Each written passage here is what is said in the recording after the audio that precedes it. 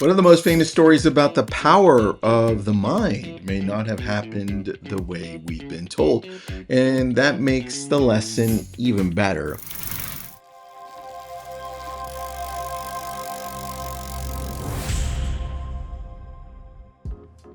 During World War II, Dr. Henry Beecher treated wounded soldiers.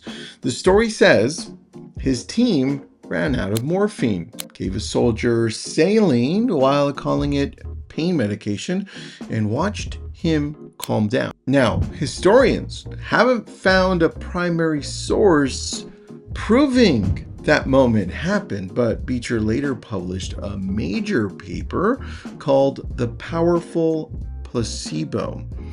And here's a part that some of you, if you've heard the story, may have missed. Saline never became morphine because somebody believed hard enough. I know. It's like, of course, Tristan, I know that. But here's the thing, mindset matters. But it's not magic. It doesn't replace skill, strategy, or even action. And that's exactly where many real estate agents are stuck right now. Look, it's not an easy market right now, and it's about to get harder. So listen up. I'm Tristan Almada, and this is Your Daily Real Estate. It's a podcast and show about what's changing and what you can do about it. If that's useful, subscribe. Most agents don't have an information problem, especially with AI giving you all the information. You know you should follow up, make videos, ask for reviews, learn AI, and stay close, very close to your database. Knowing what to do isn't enough. The real question, I think, is who do you become when it's time to do it? Right? I think that's probably the most powerful question you can ask yourself when you're in a rut, when you're not feeling like you want to do it, when you are a little bit lost. Who do you need to become when it's time to do it? Right? So I talked with Barbara Corcoran a little bit ago, and she told me she makes a quick decision about people based on how she feels after the meeting. Did they drain her, or did they make time move faster? Before people experience your marketing plan or your technology, they experience you. And what's happening inside you eventually shows up around you. That brings me to what I call the mindful 7. So number 1 is self-talk. Listen to yourself when something goes wrong. That was stupid, Tristan. Nothing works for me. Why is everybody against me? See, those sentences feel like reactions, but repeat them long enough and they become instructions. You don't need to fake positivity. I'm not telling you to do that. I think I need you to ask better questions. What actually happened? What can I control? What's the next useful move? Number 2 is spoken language. You have to be careful when a temporary problem becomes your identity. I'm always inconsistent. I'm terrible on video. I want you to try this instead. I haven't been consistent yet, so today I'm recording one video. That word, yet, it leaves room for growth. Now, talk about what's going well too. Constant complaining is going to just train you to look for more evidence that life is against you. And I think you know why this matters now, right? Because real estate is full of people using new tools without changing their behavior. So, a recent National Association of Realtors article reported that 41% of agents use AI, but 46% of those users said it had made no noticeable difference in their business. Now, the tool may not be the problem.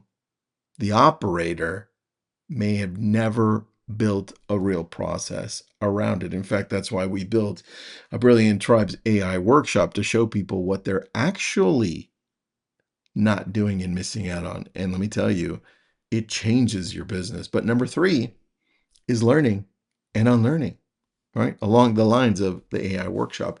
I want you to read, listen, watch, surround yourself with people who think at the level you want to reach, and give learning a set time. Don't use learning as a hiding place. If you consume information and apply none of it, guess what? That's terrible. You're not growing. You're collecting.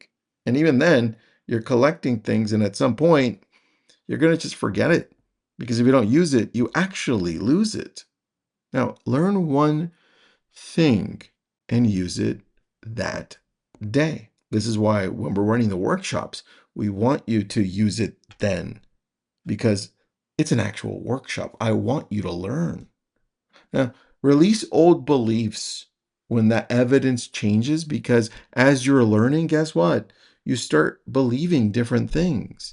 You start seeing things you didn't see before.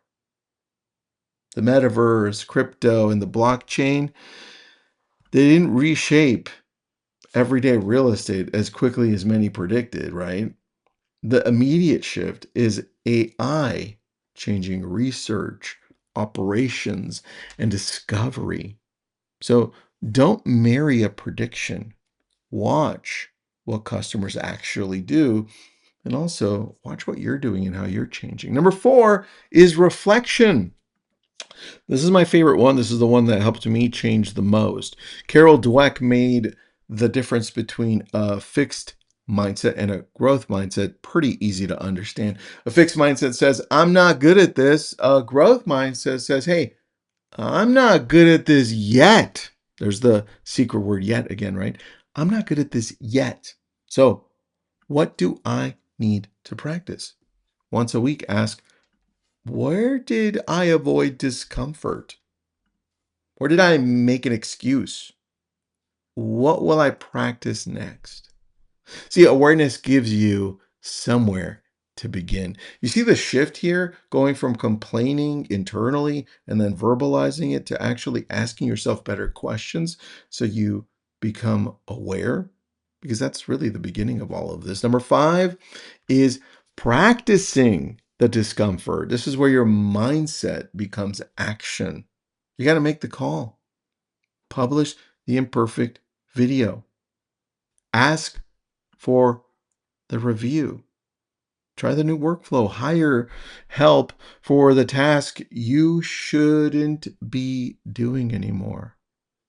What happens is you start changing that tolerance into an actual skill, and you build it like a muscle. You start using it, right? I remember when I started shooting the videos, the big news for real estate, I'm looking for a toy. Here's one.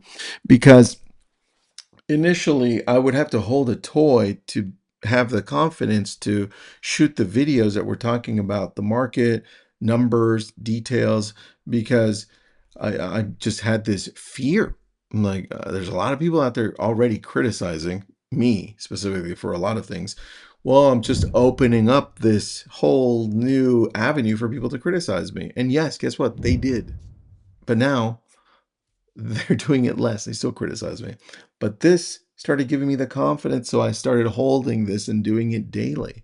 And I was uncomfortable. And now I don't even use a toy. I use a pen and a paper, but because I have notes and I'm reading it, this helped me.